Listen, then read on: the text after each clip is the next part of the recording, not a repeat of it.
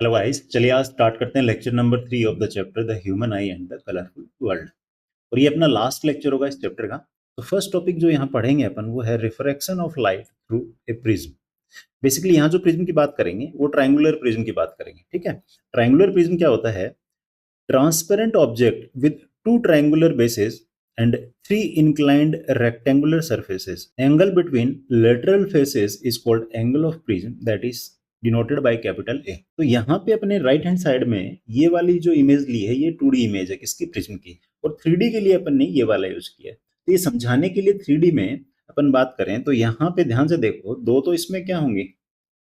दो तो अपने पास में ट्राइंगुलर फेसेस होंगे, ठीक है, और तीन इसमें रेक्टेंगुलर फेस होंगे। एक तो इधर है, एक ये वाला है, और एक इसके यहाँ ये वाला है। तो अपने पास प्रिज्म के अंदर दो फेसेस तो क्या होते हैं? ट्राइंगुलर होते हैं। और अपने पास में जो तीन फेसेस हैं वो कैसे होते हैं? रेक्टेंगुलर होते हैं। नेक्स्ट अपन ने जो बात की है वो है एंगल ऑफ प्रिज्म ए। तो यहाँ पे 2D डायग्राम जो अपन ने लिया है, ध्यान से समझना इसमें, इसके अंदर ये वाली जो दो इंक्लाइंड सरफेसेस हैं, ये वाले, इनके बीच में जो एंगल ये ए है ना, कैपिटल ए, इसको अपन क्या बोलते हैं? Angle of prism. अब बात करते हैं कि यहाँ पे रिफ्रैक्शन जो हो रहा है वो कैसे होगा।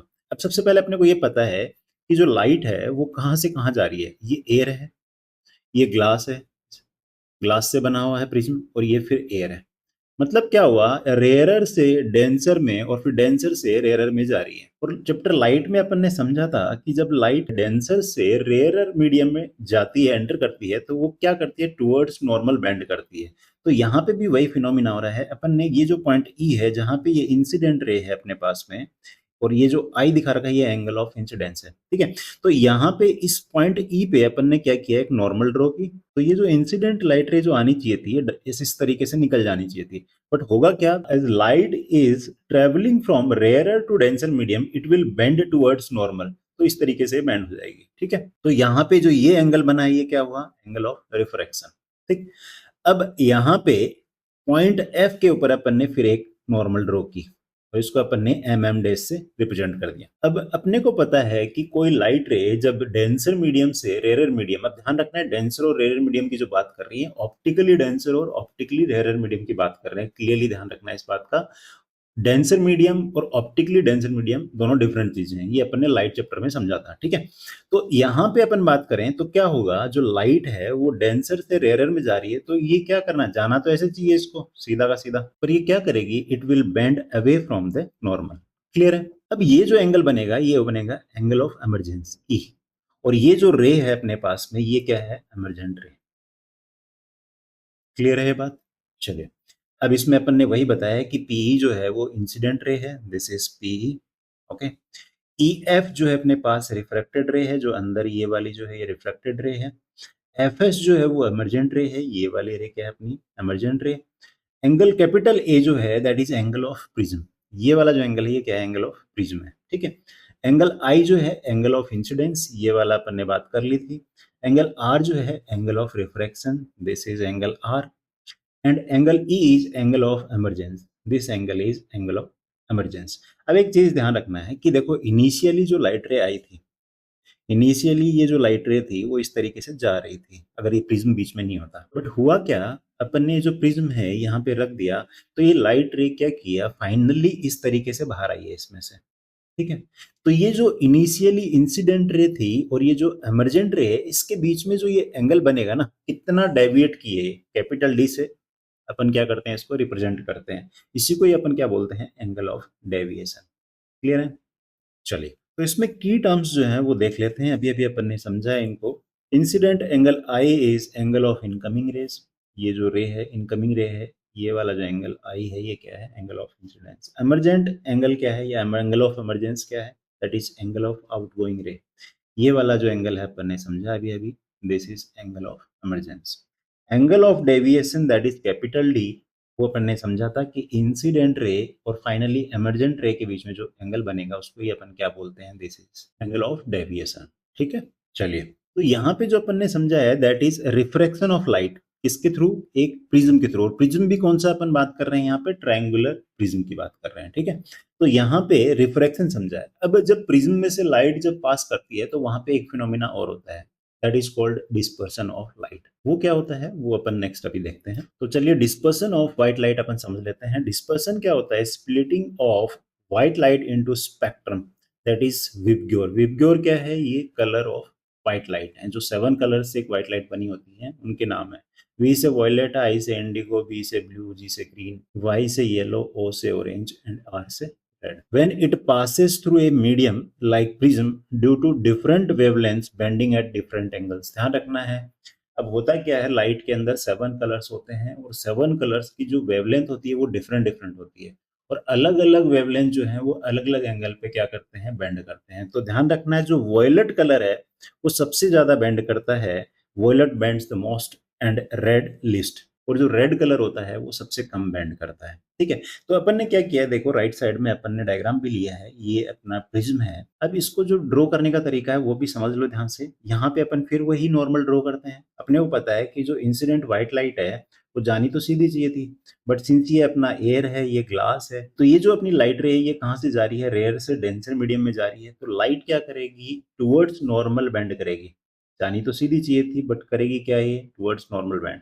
फिर अपन यहाँ पे क्या करते हैं? एक नॉर्मल ड्रॉ करते हैं। नॉर्मल ड्रॉ करते हैं, जानी तो ऐसे चाहिए थी, बट सिंस डेंसर से फिर अपन क्या जा रहे हैं? रेयर में जा रहे हैं, तो क्या होगा? It will bend away from the normal, इस तरीके से। और जो डिफरेंट कलर्स हैं वो डिफरेंट तरीके से बेंड करेंगे। सबसे ज्यादा बेंड करेगा वॉयलेट और सबसे कम करेगा वो करेगा रेड। क्लियर है बात? चलिए, अब वॉयलेट बेंड्स द मोस्ट, और ध्यान रखना है जो वॉयलेट कलर होता है उसकी जो वेवलेंथ होती है वो शॉर्टेस्ट होती है, and red bends the least, और रेड जो कलर होता है अपना उसकी जो वेवलेंथ होती है वो लॉन्गेस्ट होती है। क्लियर है बात? चलिए, अब बात करते हैं स्पेक्ट्रम। स्पेक्ट्रम बेसिकली क्या होता है? ये जो बैंड मिला है अपने को टोटल 7 कलर का, इसी बैंड को अपन क्या बोलते हैं? Spectrum. Band of colours from violet, that is short wavelength, maximum deviation, to red long wavelength and minimum deviation। ध्यान रखना है कि यहाँ पे ये जो कलर का पूरा अपने को बैंड मिला है, 7 कलर्स का जो बैंड मिला है, ये इसी को ही अपन क्या बोलते हैं? स्पेक्ट्रम बोलते हैं। क्लियर है बात? चलिए, नेक्स्ट अपन बात करेंगे न्यूटन्स एक्सपेरिमेंट। अब एक चीज पता होनी चाहिए आपको कि Isaac Newton was the first person who obtained the spectrum of sunlight using prism. उन्होंने क्या किया? एक प्रिज्म लिया और प्रिज्म के अंदर से सनलाइट को पास करवाया। तो जब सन की व्हाइट लाइट उसमें से पास हुई तो वो क्या हुआ? वो 7 कलर्स में क्या कर गई? स्प्लिट कर गई। ठीक है, अब जो न्यूटन साहब है उन्होंने सोचा कि हो सकता है 7 से ज्यादा कलर भी हो, तो उन्होंने क्या किया? एक प्रिज्म और लिया, तो फर्स्ट प्रिज्म में से पास करवाया तो 7 कलर्स मिले। फिर उसको सेकंड प्रिज्म में से भी जब पास करवाया तो वहां भी 7 कलर्स मिले। फिर उन्होंने क्या किया? उन्होंने सोचा कि क्यों ना सेकंड प्रिज्म को अपन इन्वर्टेड रख दें। तो जैसे ही उन्होंने इन्वर्ट किया सेकंड प्रिज्म को, तो जो लाइट रे आ रही थी फर्स्ट प्रिज्म में से और वो सेकंड में जैसे ही एंटर की, तो जब उससे बाहर निकली तो वो क्या निकली? वो अपनी व्हाइट लाइट के फॉर्म में बाहर निकली। तो इससे उन्होंने क्या कंक्लूजन निकाला कि जो व्हाइट लाइट है that is made up of 7 colours.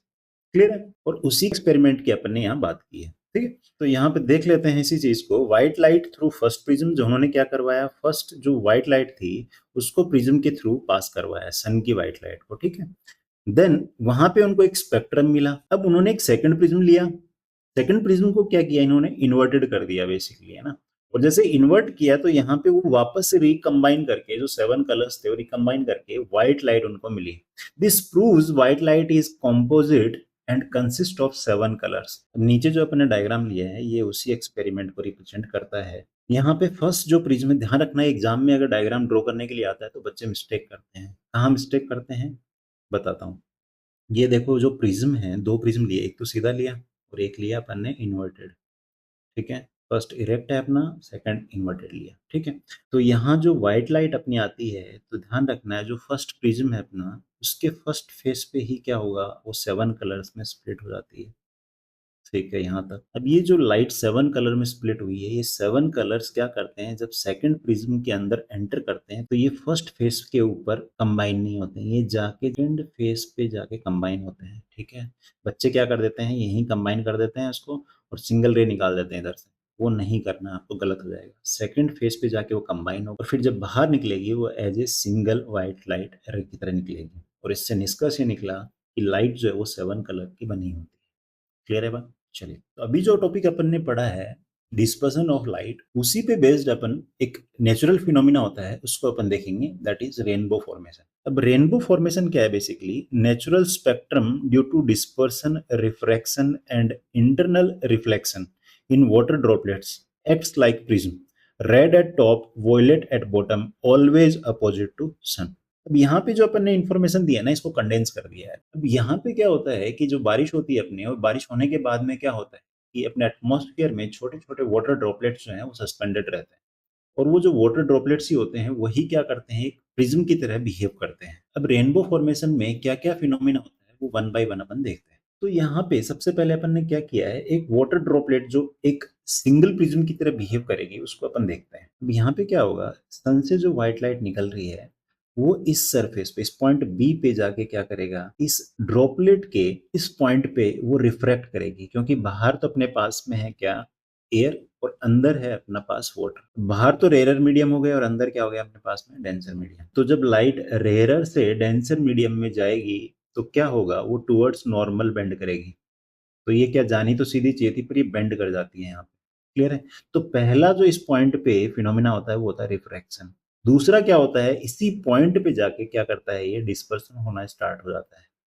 अब ये जो पॉइंट सी है अपने पास, पॉइंट सी पे क्या होता है, टोटल इंटरनल रिफ्लेक्शन। ये टोटल इंटरनल रिफ्लेक्शन जो है ये क्लास अभी 10th में नहीं है, 12th में आएगा आपके। तो वहां पे इस पॉइंट सी पे क्या होगा, ये वापस से रिफ्लेक्ट बैक होके इस सरफेस पे आएगी। अब इस पॉइंट डी पे आने पे क्या होगा, अपने पास में अपने को रिफ्रैक्शन होगा, क्योंकि लाइट पहले से डिस्पर्स हो चुकी है। तो यहाँ रिफ्रैक्शन होके क्या करेगा, ये जो लाइट रेज हैं ये अपने बेसिकली ह्यूमन आई के अंदर एंटर करेंगे, और सबसे ऊपर क्या होगा, रेड, नीचे होगा वॉयलेट। विबग्योर अपन ने देखा था, सबसे ज्यादा बैंड कौन करता है, वॉयलेट, और सबसे कम करता है वो है रेड। क्लियरली एक बार फिर समझ लेते हैं, क्योंकि एग्जाम में पूछा जाता है बार बार ये क्वेश्चन। तो पॉइंट ए पे क्या है, बेसिकली यहाँ से सनलाइट आ रही है। पॉइंट बी पे कौन सा फिनोमिना हो रहा है, रिफ्रैक्शन हो रहा है, और दूसरा डिस्पर्सन हो रहा है। पॉइंट सी पे क्या हो रहा है, अपना टोटल इंटरनल रिफ्लेक्शन हो रहा है। उसके बाद पॉइंट डी पे जैसे ही जाएंगे तो यहाँ पे ओनली रिफ्रैक्शन होगा। क्लियर है। और ये जो बात कर रहे हैं अपन, ये किसकी है, रेनबो। नेक्स्ट अपन देखते हैं atmospheric refraction. Atmospheric refraction basically क्या होता है, bending of light due to varying density and refractive index in atmosphere layers. अब क्या होता है, जैसे अपनी अर्थ है, अब अर्थ के चारों तरफ एटमॉस्फेयर है और अपने पास सन भी है। अब ये सन क्या करेगा, ये जो अपने एयर है यहाँ पे एटमॉस्फेयर में उसको वार्म करेगा। वार्म होने की वजह से क्या होता है, अपने को पता है कि एयर जो है वो हाई डेंसिटी से लोअर डेंसिटी की तरफ जाती है।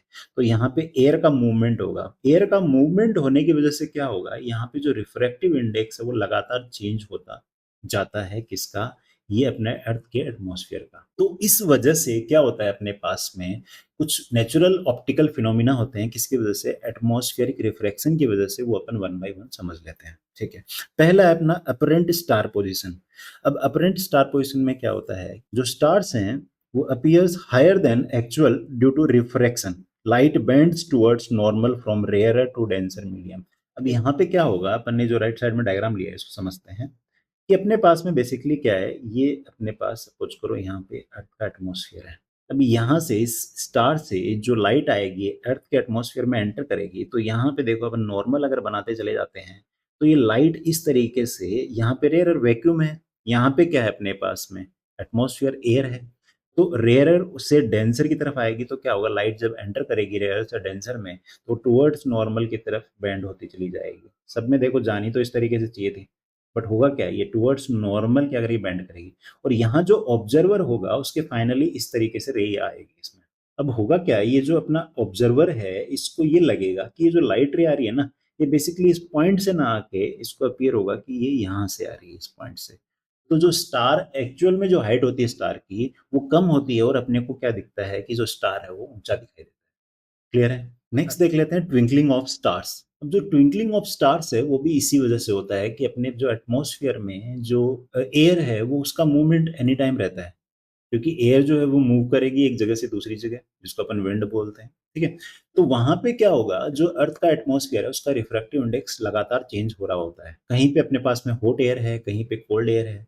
ठीक है। तो कहीं पे डेंसर मीडियम है, ज्यादा ऑप्टिकली डेंसर, और कहीं रेयर मीडियम, और वो शिफ्ट होता रहता है। एयर क्या करती है, मूव करती है। ठीक है।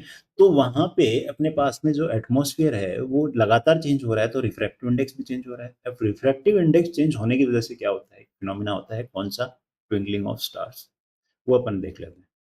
ट्विंकलिंग ऑफ स्टार्स बेसिकली क्या है, the twinkling of star is due to the atmospheric refraction of star's light The continuously changing atmosphere refracts the light from the star by different amounts from one moment to the next. The starlight reaching our eyes increases and decreases continuously due to atmospheric refraction. Thus, the star appears to twinkle at night. अब जो star है वो infinity पे है और infinity पे हम star को एक पॉइंट साइज ऑब्जेक्ट मान सकते हैं। अब पॉइंट साइज ऑब्जेक्ट से अपने पास में जो लाइटें आएगी वो सिंगल लाइटें आएगी। अब मैं जो स्टार है उसकी रे जो आ रही है मेरे पास में उसको देख रहा हूँ। अब होगा क्या, वो सिंगल रे जो आ रही है और अपना जो एटमॉस्फेयर है उसका जो अपना रिफ्रैक्टिव इंडेक्स है वो लगातार चेंज हो रहा है। अब लगातार चेंज होने की वजह से क्या होगा, जो वो लाइट रे आ रही है वो क्या करेगी, वो मूव करेगी, क्योंकि वो नॉर्मल से कितना बैंड होगी वो डिपेंड करेगा रिफ्रैक्टिव इंडेक्स पे और वो चेंज हो रहा है। चेंज होने की वजह से क्या होगा, अपनी जो लाइट रे वो फ्लिकर करेगी, तो जो पहले आंख में लाइट आ रही है वो क्या होगी, ज्यादा होगी। अगर अवे फ्रॉम आई हो गया तो वो थोड़ी कम हो जाएगी। इस वजह से जो अपना स्टार होता है वो क्या करता है, ट्विंकल करता हुआ अपने को नजर आता है। अब एक चीज समझना, जो सन है या मून है वो ट्विंकल क्यों नहीं करता, वो ट्विंकल इसलिए नहीं करता क्योंकि वहां पे जो अपन जो सोर्स ऑफ लाइट है वो पॉइंट साइज नहीं है, क्योंकि जो सन और अपने पास में जो मून है वो क्या है, अपने नजदीक है, मतलब इन कंपैरिजन टू स्टार्स वो अपने पास में है। तो वहां पे जो सोर्स ऑफ लाइट है वो एक पॉइंट साइज नहीं है, एक्सटेंडेड ऑब्जेक्ट है। तो वहां से खूब सारी लाइट्स मेरे आंख में आ रही होंगी, ठीक है, चारों तरफ मेरे पास में लाइट रे हैं। अब यहाँ पे जो लाइट रे आ रही है वो अगर फ्लिकर करके इधर भी हो जाती है तो उसके पीछे वाली जो लाइट रे है वो मेरी आंख में आ जाएगी। तो वहां पे जो इंटेंसिटी ऑफ लाइट है ना वो इंक्रीज या डिक्रीज नहीं होती, क्योंकि वो कंपनसेट कर देती है साइड वाली जो लाइट रेज है उसको। क्लियर है बात। इसलिए जो अपने पास में प्लैनेट्स हैं वो ट्विंकल नहीं करते हैं, क्योंकि वो अपने पास नजदीक है, वो पॉइंट साइज्ड ऑब्जेक्ट नहीं है, वहां से सिंगल रे नहीं आ रही है light. Note, the continuously changing atmosphere is to cause variation in the light coming from a point-sized star, because of which the star appears to be twinkling. But the continuously changing atmosphere is unable to cause variations in the light coming from a big-sized planet, because of which the planet does not twinkle at all. इस चीज को अपन समझ भी लेते हैं। Suppose करो अपने पास में यहाँ पे सन है, तो यहाँ पे एक ह्यूमन आई है जो इसको ऑब्जर्व कर रही है ऐसे, ठीक है, ये अपनी ह्यूमन आई है। अब यहाँ से लाइट रेज खूब सारी आएंगी ऐसे। अब ये लाइट रे फ्लिक, ये मान लो ये जो आंख में आ रही है ये फ्लिकर करके ये उधर चली जाती है इस साइड में, ये जो लाइट रे है ये इधर चली जाती है, तो इसके पीछे वाली इसको कवर कर लेगी। मतलब जो अपने पास इंटेंसिटी ऑफ लाइट है वो क्या वेरी नहीं करेगी देखने में। पर वहीं पे अगर मैं पॉइंट साइज से अगर मैं सीधा यहाँ पे देख रहा हूँ, सपोज करो ये वाली ह्यूमन आई है और यहाँ पे एक सिंगल लाइट रे आ रही है और अगर ये फ्लिकर करके इधर निकल जाती है तो क्या होगा, जो आंख में जो लाइट एंटर कर रही है वो कम अमाउंट हो जाएगा उसका। तो वहां पे क्या, कभी तो ये ब्राइट दिखेगा अपने पास स्टार और कभी अपने को ये डिम दिखेगा। तो इसी चीज को अपन, कभी ज्यादा चमक रहा है कभी कम चमक रहा है, इसी को अपन क्या बोलते हैं, ट्विंकलिंग ऑफ स्टार्स। क्लियर है बात। चलिए अब अपने पास में जो थर्ड फिनोमिना है एटमॉस्फेरिक रिफ्लेक्शन का, वो है advance sunrise and delayed sunset. क्या होता है, sun is visible 2 minutes before actual rise and after set due to refraction bending light और horizon, day lengthens by 4 minutes। कहने का मतलब ये है भाई, इसको एक अलग मैं डायग्राम बना के खुद से समझाता हूँ आपको। अब सपोज करो ये अपनी अर्थ है, अब इसके चारों तरफ अपने पास में एटमॉस्फेयर है ये वाला, ठीक है, और अपने वो ये वाला अपना होराइजन है। सपोज करो सन जो है यहाँ पे सनराइज हो रहा है बट अभी भी होराइजन के नीचे है सन। तो सन से जो रेज आएंगी, सपोज करो यहाँ एक ऑब्जर्वर बैठा है अपना, सपोज करो यहाँ ऑब्जर्वर बैठा है अपना एक। अब होगा क्या, इसको दिखना तो नहीं चाहिए सन, क्योंकि अभी भी होराइजन के नीचे है। पर होगा क्या, यहाँ से जो लाइट रे इस तरीके से जाएगी ऐसे, तो जैसे ही ये एटमॉस्फेयर में एंटर करेगी तो वहां पे क्या होगा, एटमॉस्फेयर ये अपना वैक्यूम है, ये अपना एयर है यहाँ पे, तो ये क्या करेगी, रेयर से डेंसर मीडियम में जाएगी। डेंसर में जाने की वजह से क्या करेगी, टुवर्ड्स नॉर्मल शिफ्ट होगी यहाँ पे। तो ये सीधी ना जाके क्या करेगी, ये बैंड होना स्टार्ट हो जाएगी इस तरीके से। और ये बैंड होना जो स्टार्ट होएगी, ये बैंड होते होते इस ऑब्जर्वर की आई में पहुंच जाएगी और इसको क्या लगेगा कि ये जो सन है यहाँ पे ना होके एक्चुअली ये अपना है कहीं यहाँ पे। क्लियर है। तो ये 2 मिनट पहले ये फिनोमिना स्टार्ट हो जाता है। इसी तरीके से सनसेट होने के बाद 2 मिनट बाद तक अपने को सन दिखाई देता है, क्योंकि वही फिर अपने यहाँ पास फिर वो यही फिनोमिना होगा यहाँ पे। यहाँ पे नॉर्मल है, फिर ये टुवर्ड्स नॉर्मल शिफ्ट होना चालू होगी, तो यहाँ इसको 2 मिनट बाद तक दिखता है और इसको लगता है कि यहाँ पे ना होके सन यहाँ पे। क्लियर है बात। तो 2 मिनट जल्दी सन अपने को दिखना चालू हो जाता है और 2 मिनट लेट तक दिखता रहता है, मतलब जो दिन है अपना वो 4 मिनट से बड़ा हो जाता है। क्लियर है बात? चलिए, तो यहाँ भी अपन ने बेसिकली वही समझाया है। ये अपना अर्थ है, ये ऑब्जर्वर है यहाँ पे ये वाला, और ये एक्चुअली सन की क्या है, पोजीशन है, और यहाँ से लाइट रे आ रही है, पर यहाँ जब आएगी तो वो टुवर्ड्स नॉर्मल बैंड होना स्टार्ट होएगी और इस ऑब्जर्वर की आई में पहुंच जाएगी। तो सन एक्चुअली इसको यहाँ पे दिखेगा, ये अपरेंट पोजीशन ऑफ सन। तो 2 मिनट पहले ही ये क्या होता है, दिखना स्टार्ट होता है सन, और 2 मिनट बाद तक दिखता है। तो जो डे की जो लेंथ है वो 4 मिनट बढ़ जाती है।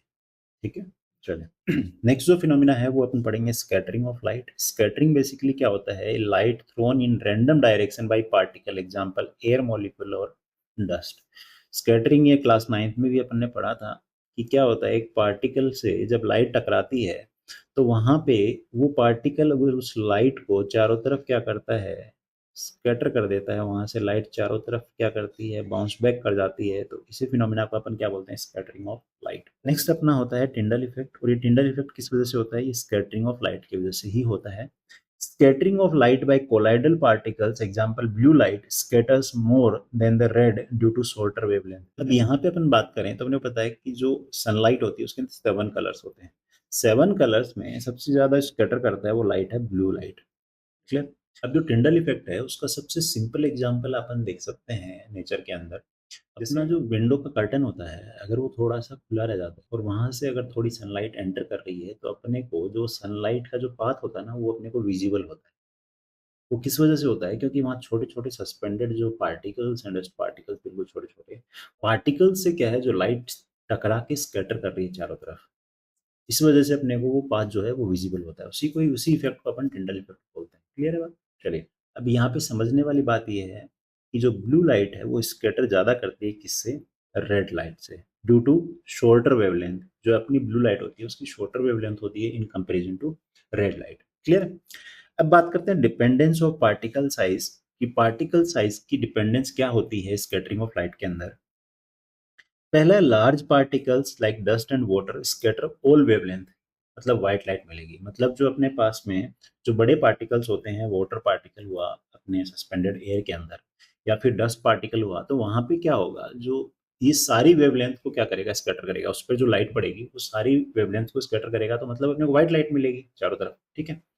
दूसरा क्या होता है, जो स्मॉल पार्टिकल्स होते हैं जैसे एयर मॉलिक्यूल्स, ये क्या करते हैं, scatter shorter wavelength that is blue more. मतलब जो अपने एटमॉस्फेयर के अंदर एयर मॉलिक्यूल्स होते हैं वो एक माइन्यूट पार्टिकल्स होते हैं, वो बेसिकली क्या करते हैं, ब्लू लाइट को ज्यादा स्कैटर करते हैं, शॉर्टर वेवलेंथ वाली लाइट को, जो कि ब्लू है भाई। क्लियर है? अब ये जो अपना स्कैटरिंग ऑफ लाइट की वजह से अपने को नेचुरल फिनोमिना मिलता है, that is blue sky. Why sky is blue? Blue light scatter most by air molecules, reaches eye from all direction, no atmosphere in space। इस वजह से वहां पे जो स्काई है वो ब्लैक दिखाई देता है। अब होता क्या है, जो अपना एटमॉस्फेयर है उसके अंदर अपने पास में एयर मॉलिक्यूल्स भरपूर मात्रा में है। एयर मॉलिक्यूल्स में बहुत ही छोटे पार्टिकल्स हैं। अपने बात किया था जो स्मॉलर पार्टिकल्स हैं वो कौन सी लाइट को ज्यादा स्कैटर करेंगे, ब्लू को। तो जो व्हाइट लाइट आ रही होती है सन से, उसमें क्या होता है कि वो जो उसमें से जो स्कैटर होने वाला जो कलर है सबसे ज्यादा वो होगा ब्लू। इस वजह से जब अपन ऊपर देखते हैं तो स्काई जो है अपने को ब्लू दिखाई देता है, क्योंकि वहां पे व्हाइट लाइट में से सबसे ज्यादा जो स्कैटर होने वाला कलर है ब्लू। इस वजह से अपने को स्काई ब्लू दिखता है। क्लियर है बात? चलिए, नेक्स्ट जो है वो है अपना why sun appears red at sunrise and sunset. ये अपना सिलेबस से अपना हट गया है ना, रेडियो सिलेबस में से, फिर भी अपन नॉलेज के लिए समझ लेते हैं, कोई ज्यादा इसमें रॉकेट साइंस नहीं है। तो फर्स्ट है long path through atmosphere scatters blue away. अब यहाँ पे क्या होता है, जो जैसे यहाँ ऑब्जर्वर है, सन क्या होगा, यहाँ पे होराइजन के पास होगा जब सन राइज हो रहा होगा या सनसेट हो रहा होगा, सनसेट में यहाँ होगा। अब एक चीज समझना, अपने पास में ये एटमॉस्फेयर है। अब इस एटमॉस्फेयर में से देखो, इस सनलाइट को इतना गुजरना पड़ रहा है। इसी तरीके से यहाँ सन होगा तो वहां भी क्या है, इतना जो रास्ता है वो अपने इसको ट्रेवल करना पड़ेगा। बट सन अगर ओवरहेड है तो यहाँ पे एटमॉस्फेयर में से सिर्फ इतना सा रास्ता इसको तय करना है। समझ रहे हो बात को? कहने का मतलब क्या है कि यहाँ से ये रास्ता जो है इसकी बजाय बड़ा है। एटमॉस्फेयर के थ्रू जो लाइट रे है वो ज्यादा ट्रेवल कर रही है इस केस में, सन राइज के टाइम और सनसेट के टाइम। तो वहां पे होगा क्या, अपन ने अभी अभी पढ़ा था कि जो एटमॉस्फेयर के अंदर अपना जो एयर मॉलिक्यूल्स हैं वो ब्लू लाइट को स्कैटर कर देते हैं। तो होगा क्या, यहाँ पे जो most of the blue light है ना वो स्कैटर हो जाएगी, और जो लाइट यहाँ से ऑब्जर्वर के पास पहुंचेगी तो वो उसको सिर्फ ब्लू तो स्कैटर हो गई, तो उसको क्या दिखेगा, यहाँ पे जो सन है वो रेड दिखेगा। इसी तरीके से यहाँ से भी जो लाइट रे आ रही है तो यहाँ पे क्या होगा, ब्लू लाइट पहले स्कैटर अवे हो जाती है और ऑब्जर्वर की आई में कैसी लाइट पहुंचती है, रेड लाइट। बट जो आफ्टरनून में अपने को जो सन है वो अपने को व्हाइट दिखता है। क्यों दिखता है, क्योंकि वहां पे ये जो डिस्टेंस है एटमॉस्फेयर से जो लाइट ट्रेवल कर रही है वो डिस्टेंस कम ट्रेवल करना पड़ता है, इस वजह से वहाँ क्या होता है, वहाँ लाइट जो है वो कम स्कैटर होती है। क्लियर है बात? चलिए, तो चलिए यहाँ अपना ये वीडियो और ये चैप्टर दोनों कंप्लीट होते हैं। मिलते हैं नेक्स्ट वीडियो में। जाने से पहले अगर आपको लेक्चर अच्छा लगा हो तो लाइक करें, चैनल को सब्सक्राइब करें और अपने फ्रेंड्स के साथ शेयर करें ताकि उनको बेनिफिट मिले। Bye bye.